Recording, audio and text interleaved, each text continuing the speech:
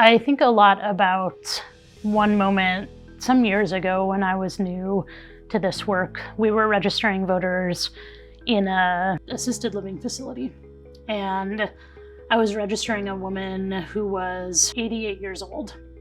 And she told me that this was the first time she'd ever registered to vote. And I said, "Wow, why are you registering now?" And she said, "Because you asked me."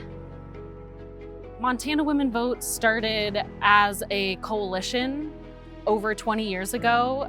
There was a large gap in the state of work being done specifically within low-income women and families. We do civic education, leadership development, and policy advocacy among low-income communities, but we also really speak specifically of issues around racial justice and LGBTQ rights in Montana.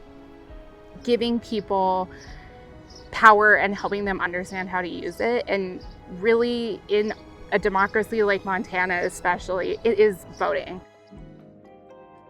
I would say that the main reason you see such a gap is access. Can you afford to even miss a few hours of work, especially with everything that we're seeing these days with gas prices and inflation? It just makes it that much harder for low-income women and families to make themselves heard, to exercise their power at the ballot box, and to advocate for their own rights and for policies in Montana that are going to improve their lives.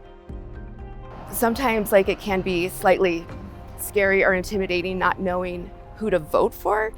That's where we come in. We ask candidates a set of questions about issues that impact low-income women and families, and we print their answers and mail that voter guide to about 15,000 households across the state. And folks are able to use that voter guide to decide for themselves what's important for them and who could best represent what their families and their communities need. One of the most important things I would say in community organizing is showing up. It is important that we're on the ground doing the work because, we get to hear firsthand the impacts that policies make on people. For a long time, Native Americans were historically left out.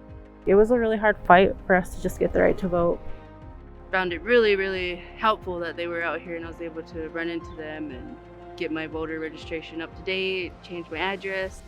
Being a busy person and being a new student, get ready for school, having bills, kids, and I didn't think about my voter registration when I was still getting settled and getting ready to start school and be a full-time student again. So I really think what they're doing is important because there are barriers that prevent other people from going and updating their voter registration. I think particularly in this moment, we need people to be able to come back to the table and find a passion in making their community and their lives what they want it to be.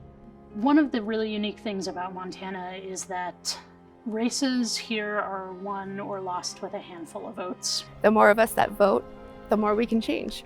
Even though it doesn't feel like it sometimes, every vote really does count in Montana.